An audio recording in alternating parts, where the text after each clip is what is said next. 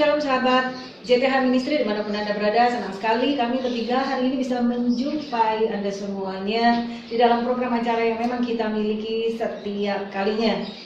Hari ini berbarengan dengan beberapa kejadian, yaitu adalah kenaikan Tuhan Yesus Kristus ke surga, dan kemudian juga ada hari pencurahan Roh Kudus. Itu hari yang luar biasa juga bagi kita umat yang percaya. Kita menanti-nantikan itu. Beberapa teman-teman kita dan beberapa kita juga di sini mungkin juga melakukan puasa khusus supaya pada hari pencurahan Roh Kudus itu ada hal yang luar biasa yang terjadi dalam kehidupan kita, ada mujizat yang kita rasakan. Meskipun jangan salah bahwa mujizat Tuhan itu selalu ada, bukan hanya pada pas hari pencurahan Roh Kudus saja, dan bukan hanya hari-hari tertentu, tetapi mujizat Tuhan itu selalu ada. Amin. Kapan saja itu, tergantung bagaimana kita percaya dan tergantung bagaimana kita mengimaninya. Oke, seperti biasa di sebelah kiri saya ada Pastor James, Pastor Ibu. Ya. Shalom. Shalom. Lama kayaknya ya? Ya cukup lama lah, cukup lama. 2-3 hari maksudnya udah ketemu. Shalom para sahabat sekalian. Oke, dan Pastor Stephen. Ya, shalom. Shalom sahabat-sahabat semua. Oke, sahabat-sahabat, kita akan berbicara tentang hari yang sangat spesial, yaitu adalah hari kenaikan Tuhan Yesus Kristus. Sebagaimana kita tahu, hanya satu pribadi yang ada di dunia ini yang tercatat hari kelahirannya, hari kematiannya, bahkan hari kebangkitannya itu tercatat. Yang secara umum, kalau manusia kan pasti cuma hari lahir dan mati. Sudah. Tetapi satu pribadi yang sangat luar biasa dan siapapun di kolong langit ini tahu, hanya ada satu nama, yaitu Yesus Kristus, yang punya hari lahir, hari kematian, dan hari kebangkitan. Dan itu pun juga kita peringati setelah kebangkitannya, dia juga naik ke surga. Untuk apa Yesus naik ke surga? Itu adalah rahasia masing-masing. Ya, kita menerimanya seperti apa, tetapi di dalam salah satu yang akan kita pelajari juga bahwa kenaikan Tuhan Yesus yang kita yakini juga bahwa Tuhan menyediakan tempat bagi kita. Amin. Supaya kita semua, ya, pada saat kita mati kemudian seperti Yesus juga kita akan dibangkitkan, dan Tuhan sudah menyediakan tempat bagi kita. Amin. Untuk kita hidup bersama-sama dengan Tuhan Yesus. Amin. Amin. Itu hanya sebagian kecil dari makna kenaikan Tuhan Yesus yang akan kita pelajari. Nah, secara lengkapnya nanti Pastor James, Pastor Stephen, dan kita akan bahasnya.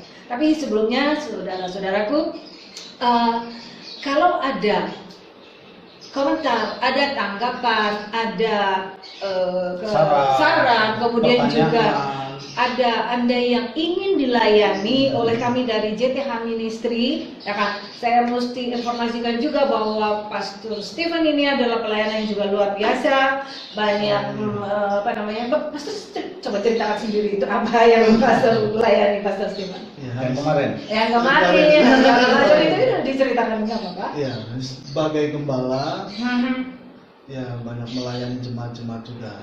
Yang perlu dilayani, yang perlu doakan, bisa kita layani. Iya, yang sakit, yang segala macam ya. Yang mungkin punya keterikatan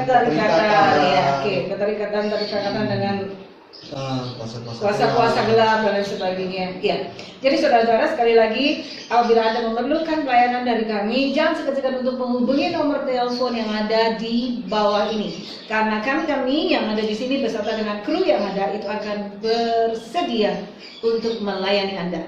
Oke, kembali lagi pada apa yang sudah saya sampaikan tadi di awal, bahwa kita kan berbicara mengenai kenaikan Tuhan Yesus Kristus ke surga. Ya, Pastor James? Ya, mungkin sebelum kita memulainya. Iya, kita doa dulu. Oke, Pastor Stephen. Ya. Doa. Mari kita satu dalam doa. Terima kasih Tuhan, hari ini kami boleh berjumpa kembali dengan sahabat-sahabat JTH Ministry yang ada di rumah.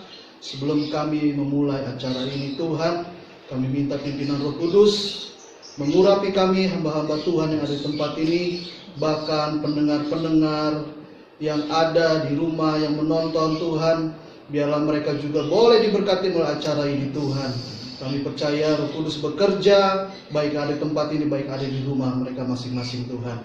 Terima kasih Bapak, kami mulai acara ini dalam nama Tuhan Yesus Kristus. Haleluya. Amin. Amin. Ya.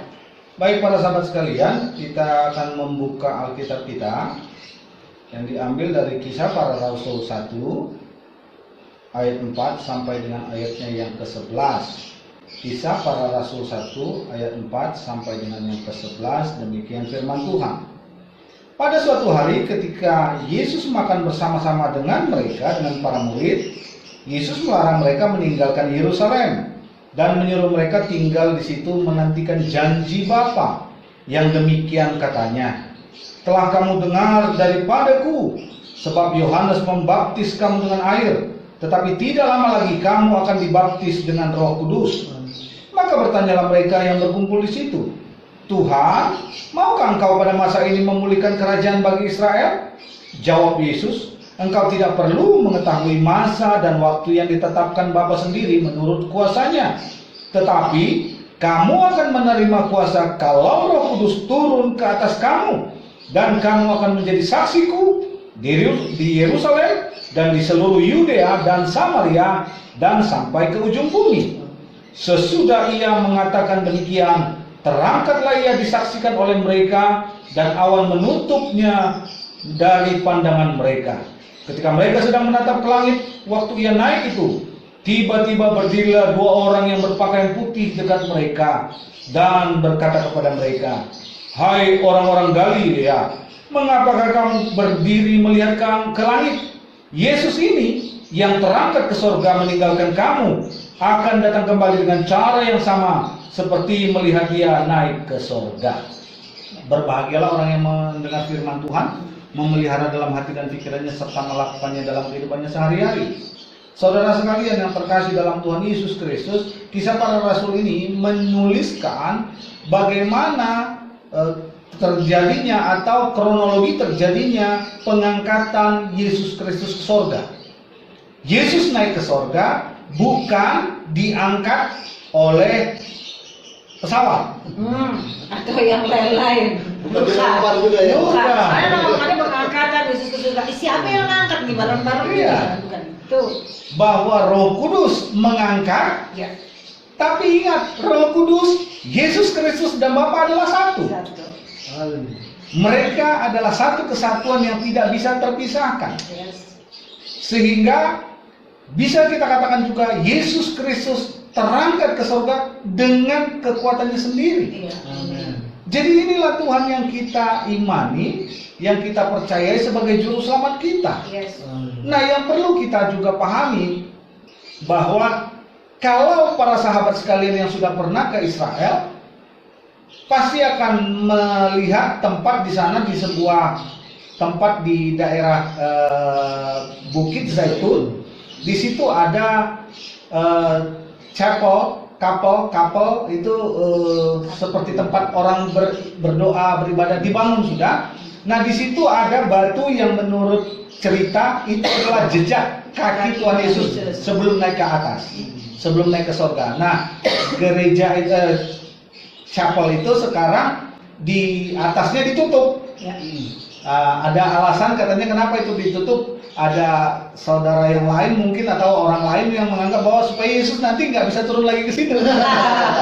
Dia nggak tahu. Emang kalau misalnya itu ada batu di situ, terus Tuhan Yesus nggak bisa ke situ. Seolah-olah nggak mampu gitu ya. Padahal pas waktu Tuhan Yesus juga keluar dari kubur, ya kan? Itu Batu kan besar juga untuk batu terguling. besar itu pun terguling. Iya, jadi Ya, ya lucu-lucuan saja. Tapi baiklah kita ketawa. Iya. Jadi di situ masih ada tempatnya. Mungkin para sahabat sekalian nanti bisa ke sana, pergi bersama keluarga. Kalau mau bareng ajak kita boleh juga. Baik, ya. Sama-sama Ajak pasti, Pastor James. ya. Siap jadi apa? Saya jadi Pembimbing rohani. Pembimbing rohani. Ya. Jadi Tuhan Yesus naik di situ. Nah, yang kedua yang perlu kita pahami bahwa sebagai yang tercatat tadi sudah disampaikan oleh Ibu Tande yang tercatat itu harus ada bukti, harus ada saksi. Ya. Kalau mungkin di sini Ibu Happy pengacara tidak bisa hadir karena beliau masih dalam perawatan, dalam pengertian sudah sembuh, tinggal memulihkan seluruhnya. Ya, kita berharap bulan depan sudah bisa ketemu kembali. Bahwa dalam pengadilan itu baru sah dikatakan segala sesuatu itu kalau ada buktinya. Ada bukti. Tanpa ada bukti ya nggak bisa, itu hanya omongan belaka, dongeng, tapi nggak ada bukti. Nah sekarang yang menjadi pertanyaan, berapa sebenarnya saksinya? Kalau ada hamba Tuhan, pendeta yang menafsirkan itu 120 orang. Ayatnya di mana? Coba kita buka Pastor Stephen. Ya. Di dalam Kisah Para Rasul 1 ayat 15. Ayat yang ke-15. Iya. Pada hari-hari itu berdirilah Petrus di tengah-tengah saudara-saudara yang sedang berkumpul itu, kira-kira 120 orang banyaknya. Iya, 120 orang. Itu tafsiran bahwa, loh, itu kan terjadi sesudah murid-murid diperintahkan Tuhan untuk menunggu, menanti. Lalu mereka berkumpul di satu tempat, di situ ada 120 orang. Ya, mungkin dari 120 itu semuanya ikut melihat, menyaksikan, makanya mereka setia menunggu. Ada juga yang berspekulasi bahwa di 500 jumlahnya 500 lebih. Itu di 1 Korintus 15 ayat 6. Nanti para sahabat silakan buka sendiri. Dikatakan bahwa Tuhan Yesus menampakkan diri kepada lebih dari 500 orang sekaligus. Artinya kalau lebih dari 500 orang sekaligus, ya dianggap juga kan sekaligus tuh. Nah, waktu itulah mereka melihat kalau yang selama masa pelayanan Yesus sesudah bangkit dari kubur itu kan 40 hari sebelum dia naik ke surga. Nah, di situ kan sudah dia bertemu dengan si ini. Jadi tidak langsung. Betul. Tapi kalau ini dikatakan bahwa sekaligus 500, maka itu ditafsir sebagai itu adalah waktu Tuhan Yesus naik. It's okay. Tapi yang jelas, yang pasti bahwa Tuhan Yesus Kristus itu disaksikan oleh paling tidak 11 muridnya. Ya, itu pasti. Paling tidak itu sebuah kepastian. Ya. Bahwa Yesus Kristus naik ke surga itu ada saksinya. Tidak sekedar dituliskan. Ya. Atau bahkan ada yang berkata bahwa oh dia nggak naik, tapi dia disembunyikan oleh Tuhan. Ya itu kita nggak bisa, inilah. Kalau itu kan nggak ada bukti, lain, ya. Kan nggak ada bukti. Ya. Semua harus ada bukti. Betul. Baru itu bisa dinyatakan sebagai firman yang valid atau ada saksinya. Nah, sesudah kita yakin seperti itu dan kita tahu tempatnya di mana, sampai sekarang masih ada bukti sejarahnya, ada saksi-saksinya. Nah, yang tadi sebenarnya Tuhan Yesus sendiri itu kenapa sih? Untuk apa dia harus naik? Mengapa dia harus naik ke surga? Tahu dia masih punya pelayanan, masih banyak orang yang belum percaya. Ya. Masih banyak orang yang harus dijangkau.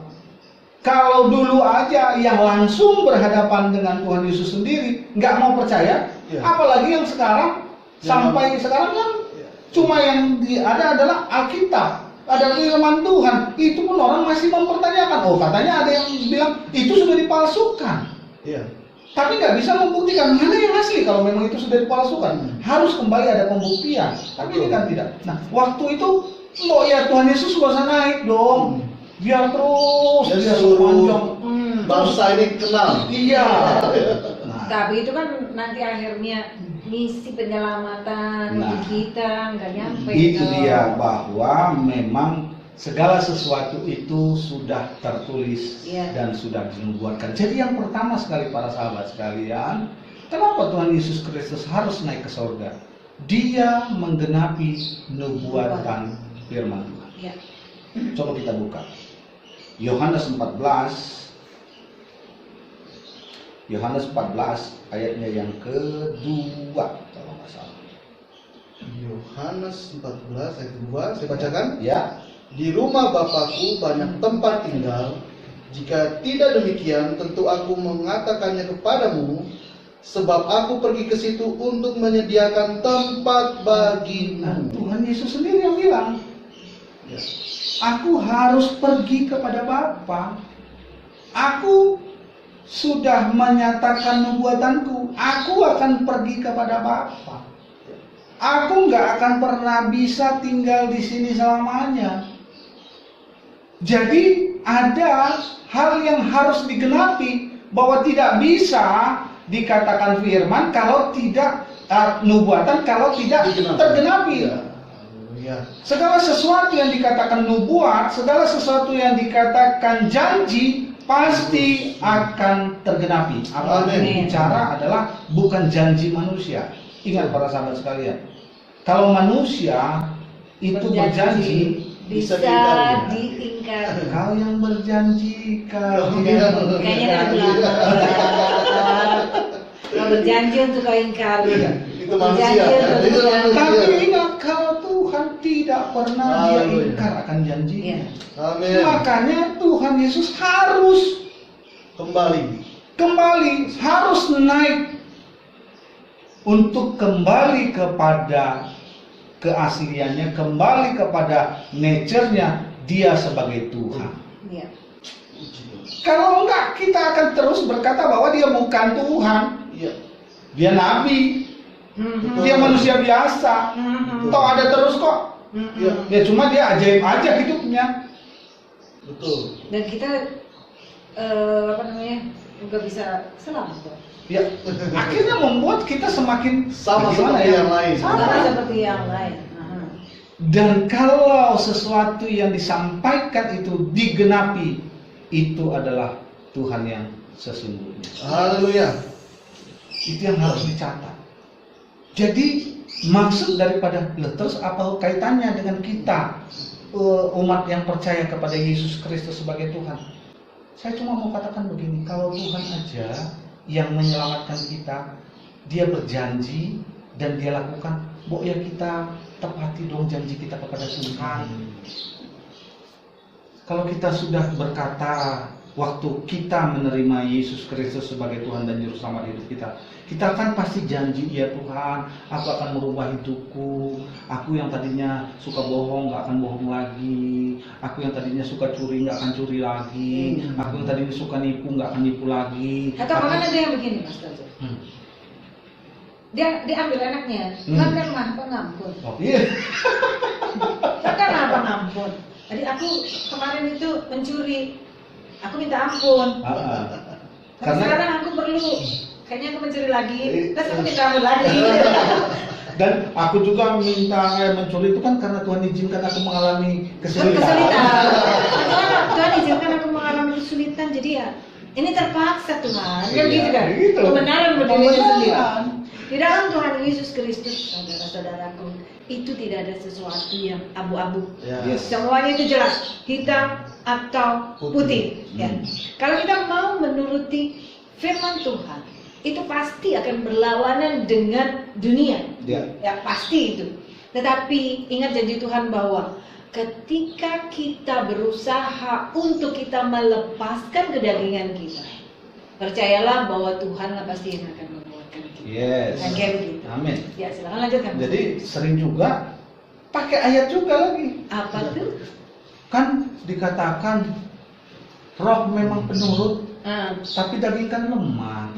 Jadi ya gimana kita mau nggak dikuasai daging kita kan lemah. Jadi kita lemah. Iya.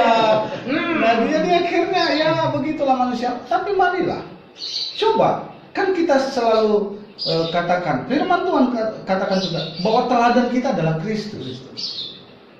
Kalau kita sungguh-sungguh berkata, aku mengasihi Yesus, aku menerima Yesus sebagai Tuhan dan Juru Selamat, firman Tuhan bilang, barang siapa mengasihi aku akan mengikuti segala perintahku, akan mengikuti segala teladan Tuhan.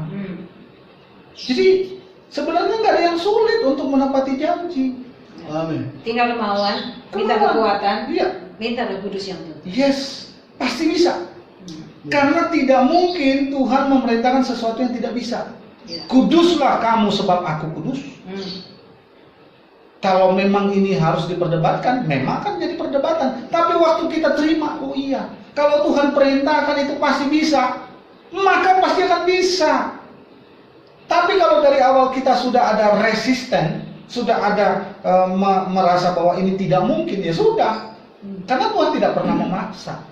tapi Tuhan selalu memberi contoh, selalu memberi teladan. Sama seperti waktu disalib. Tuhan sebelum disalibkan selalu berkata, ampuni musuhmu, berdoalah bagi mereka yang menganiaya kamu. Dan itu dia lakukan. Bapa, ampunilah mereka, sebab mereka tidak tahu apa yang mereka perbuat. Iya. Tuhan melakukan apa yang diajarkan, apa yang dia perintahkan, dia lakukan, sehingga nggak ada alasan bagi kita untuk tidak melakukannya. Hal yang pertama yang diajarkan lewat ibadah, kalau kemarin hari Kamis kemarin, bahwa ada ibadah kenaikan Tuhan Yesus Kristus ke sorga, itu yang pertama tadi adalah penggenapan janji, penggenapan firman, atau penggenapan nubuatan. Kalau kita sudah berjanji sama Tuhan, segala sesuatu yang kita janjikan, ayo kita tepati. Dengan menepati janji kepada Tuhan, percayalah, kita juga pasti akan menepatinya kalau kita ada janji kepada manusia. Iya. Itu yang pertama. Yang kedua, apa tujuan Tuhan Yesus Kristus naik ke sorga? Nah, kita baca lagi di sini di dalam Yohanes 14 tadi, bahwa Tuhan Yesus ngasih tahu kalau dia nanti naik ke sorga, tujuannya adalah supaya karya keselamatan yang tadi sudah selesai dia lakukan di dunia ini akan diestafetkan, akan dilanjutkan oleh Roh Kudus dari Bapa. Sehingga dia berkata bahwa aku meninggalkan kamu tidak sebagai yatim piatu, tapi aku akan meminta kepada Bapa untuk mengutus penolong yang lain, yaitu Roh Kudus. Jadi bagaimana mungkin Roh Kudus bisa hadir di tengah-tengah kita kalau Tuhan Yesus tidak naik? Karena tidak mungkin dua pribadi yang sama dari Tuhan itu ada bersama dengan kita. Karena memang itu sudah planningnya daripada Tuhan itu sendiri. Yang pertama dulu, ingat, Roh Kudus itu adalah yang pertama kali hadir di tengah-tengah dunia. Waktu terjadi kekacauan, Kejadian 1, coba kita buka, Pastor Stephen. Kejadian 1 ayat 2. Bumi belum berbentuk. Kejadian 1 ayat 2. Bumi belum berbentuk dan kosong, gelap gulita menutupi samudra raya, dan roh Allah melayang-layang di atas permukaan air. Roh Tuhan melayang-layang. Dikatakan terjadi chaos di muka bumi. Haleluya. Kegelapan terjadi sampai dikatakan bahwa tidak bisa lagi ada kelihatan dari ujung ke ujung. Ya, karena lalu gelap. Makanya katanya dikatakan meliputi, kegelapan meliputi. Jadi seluruh bumi ini diliputi oleh kegelapan. Tapi satu hal yang luar biasa, walaupun kegelapan itu menutupi seluruh bumi ini, kuasa Tuhan, roh Tuhan tidak bisa dikuasai oleh si kegelapan tadi. Maka dikatakan roh Tuhan melayang-layang di atas permukaan air. Artinya tidak ada satu kuasa pun yang bisa menahan Roh Kudus, sekalipun kegelapan itu sangat dahsyat sepertinya kita lihat saat ini. Jadi dengan Tuhan Yesus Kristus naik ke sorga, itu akan menyatakan bahwa Roh Kudus akan segera melakukan tugas karya yang baru lagi untuk menyelamatkan orang-orang yang tadi tidak percaya walaupun Yesus sudah ada. Karena di sini yang sangat luar biasa bagi saya, para sahabat sekalian, bahwa waktu Tuhan Yesus Kristus ada di dunia, dia begitu banyak mengadakan mujizat. Ya, betul. Dia begitu banyak mengadakan hal-hal ajaib. Tapi apakah itu membuat orang menjadi dekat dengan Tuhan atau setia kepada Tuhan? Ternyata tidak. Bahkan murid-muridnya pun waktu terjadi Tuhan Yesus disalib dan sebagainya, mereka justru malah kabur, lari. Ya. Itu orang yang sangat dekat. Orang yang selalu menerima berkat, yaitu orang-orang yang selalu mengikuti Yesus kemanapun Yesus melayani. Bahkan beberapa hari sebelum Yesus disalibkan, mereka masih menikmati berkat dari Tuhan, bahwa Yesus Kristus memberi makan 5.000 orang, sehingga mereka mengeluh-elukan Dia. Oh, hosana bagi Dia. Waktu Tuhan Yesus masuk ke Yerusalem dengan keledai, itu luar biasa. Tapi coba lihat, apakah mereka itu sungguh-sungguh bisa percaya sepenuhnya? Tidak. Inilah tugas daripada Roh Kudus. Sebab kalau hati yang disentuh, hati di sini, bukan di sini. Kalau hati yang tersentuh, maka pikiran dan perasaan kita akan ikut. Amin. Itu yang dilakukan oleh karya yang dilakukan oleh nanti Roh Kudus. Nanti kita akan belajar tentang Roh Kudus, pencurahan Roh Kudus. Jadi dengan Tuhan Yesus Kristus naik, maka karya keselamatan daripada Roh Kudus mulai berlaku, mulai dijadikan, mulai terjadi secara luar biasa. Dan coba kita lihat nanti bagaimana waktu Roh Kudus yang bekerja. Ingat, bukan Tuhan Yesus yang berkhotbah, bukan Yohanes Pembaptis yang berkhotbah, tapi seorang Petrus yang melarikan diri ketakutan. Waktu Yesus Kristus mau disalibkan, ada yang bilang, kan kau muridnya. Aku gak kenal dia. Aku tidak mengenalnya. Coba sampai 3 kali dia menyangkal Yesus. Tapi waktu Roh Kudus dicurahkan menguasai hati dan pikirannya, dia 1 kali khotbah, berapa yang selamat? 3.000 orang jadi percaya. Saya sama pendeta Stephen 3.000 kali khotbah, belum tentu satu. 3.000-3.000-nya. Tapi kalau kami dikuasai oleh Roh Kudus, lewat pemberitaan di JTH Ministry ini pun, para sahabat sekalian yang membuka hati menerima curahan Roh Kudus, percayalah kalian juga pasti akan diselamatkan. Dan yang terakhir, yang ketiga, bahwa tujuan Tuhan Yesus Kristus naik ke sorga, tujuannya adalah untuk kita. Bahwa dikatakan tadi, Tuhan Yesus sedang menyiapkan tempat buat kita. Jadi ini yang luar biasa. Percaya, bagi kamu yang sudah menerima Tuhan, ingat, Tuhan Yesus loh yang sedang menyiapkan tempat bagi kita. Makanya tetap setia, tetap kuat. Satu ketika rumahmu dan rumahku, kita berdampingan di sana. Haleluya. Luar biasa sekali. Luar biasa sekali. Bagaimanapun juga karya Tuhan Yesus Kristus itu sangat luar biasa. Haleluya. Kita yang percaya, bahkan kita yang belum percaya, ketika Anda mendengarkan ini, dengarkan saja, dengarkan, berdiamlah, dengarkan ini, dan biarkan Roh Kudus yang bekerja di dalam hati Anda. Amen. Karena ketika Roh Kudus ada di hati Anda, yang tidak Anda mengerti, Anda akan mengerti. Amin. Yang tidak Anda ketahui, Anda akan mengetahui. Karena sekali lagi, kuasa Roh Kudus itulah yang akan membuat kita mengerti rencana-rencana Tuhan dalam hidup kita. Iya, sekali lagi sahabat-sahabatku, sahabat-sahabat JTH Ministry, Anda bisa mengirimkan SMS, kemudian mengirimkan pertanyaan dan segala macam di nomor-nomor yang tertera di bawah ini. Karena nomor-nomor itu adalah nomor-nomor yang kami sediakan untuk kami melayani Anda. Bagaimanapun juga adalah tugas kami, hamba-hamba Tuhan, untuk terus bersaksi, untuk terus membagikan firman Tuhan, untuk terus memberitakan Injil, terus memberitakan berita keselamatan ini. Itu tugas kami. Tapi percaya juga bahwa ketika Anda membuka hati dan membiarkan Roh Kudus ada di dalam hati Anda, semuanya akan bekerja dan keselamatan itu akan menjadi milik Anda semuanya. Oke, kita sudahi hari ini ya. Pastor Stephen atau Pastor James nih? Pastor Stephen lagi. Kita tutup dalam doa.